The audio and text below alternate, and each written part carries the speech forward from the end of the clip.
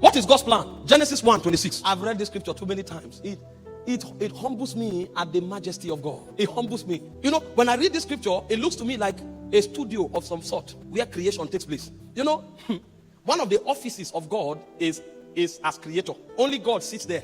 No matter how powerful, no matter how wise you are, at best you can be an inventor or a farmer.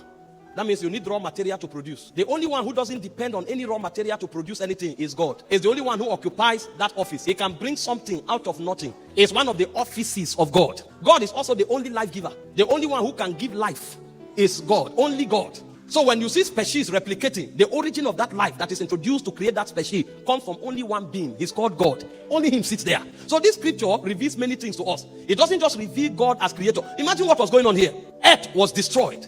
God recreated the earth, and he looked at the earth and he saw that some things were lacking, and he wanted to bring something from nothing into the earth. But for him to do that, he had to go into his office. Angels may peep. There are certain curriculums that cannot be revealed, because those are the things who makes him who he is. So he withdrew to himself, and God was deliberating. Imagine the mystery that surrounds this being. How can one person be deliberating, and then one person is talking, he said, let us.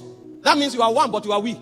He said, let us make man. Let us create another entity, because earth, there's a gap, there's a vacuum. Let's replace the vacuum so that we can bring balance to creation. Let us make man. But this time around, we are going to make him not after any other thing but ourselves. Because the first attempt of God trying to make himself known was through human vessel. The first attempt of God trying to make himself known was when he created man. Because you'll be shocked that the angels, why do you think they call him holy? Holy means you are in your own class. You are separated unto your own name. There's none like you. You will discover as you read the Bible that it's as man was created that different definitions of who God is started coming on the scene. You will never find all of those syllables in the angelic order. They just knew that this being is a superior being. They couldn't even look at him. When he shows up, they fall to the ground. The first time God wanted to be known, if you would say study God, the first time God made himself available to be studied was when he created man. Because only here did he say, let us make a being that can reflect our total dimension. Now, if you study this scripture, you discover that the holistic essence of God was trapped in the creation of man. He didn't say, let us make man like the Spirit.